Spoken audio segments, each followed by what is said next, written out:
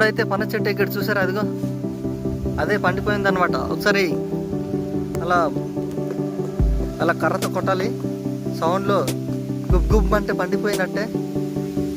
ఓ చూసారా, మనోడైతే చాలా ఎత్తులో ఎక్కిసాడు. కానీ మా అదృష్టం కొద్దీ ఒకటి పండు ఉంది. ఇప్పుడు దాన్ని మేము కిందకి దింపి తినాలి. దాని టేస్ట్ ఎలా ఉంటుందో ఇప్పుడు. అదిగో చూసారా, వదరా. ఓ మనోడైతే ఇప్పుడు దాన్ని పడగొడుతున్నాడు.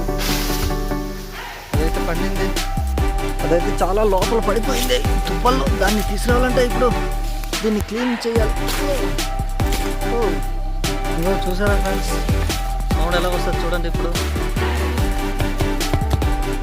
ఇదైతే ఫుల్గా పండిపోయింది. దీన్ని ఇప్పుడు బయటకు లాగి, వావ్ సువాసన అయితే చాలా బాగా వస్తుంది. దీన్ని నరికి చూద్దాం. ఓ చూసారా, అంటే అయితే చాలా బాగుంటుంది. వావ్ అయ్యేటచ్చా, బాగుంది, చాలా బాగుంది. పెద్ద తొనాలి, టేస్ట్ అయితే చాలా బాగుంది. చూసారా చూసారా ఎలా ఉందో. నాకైతే నోరు ఊరిపోతుంది.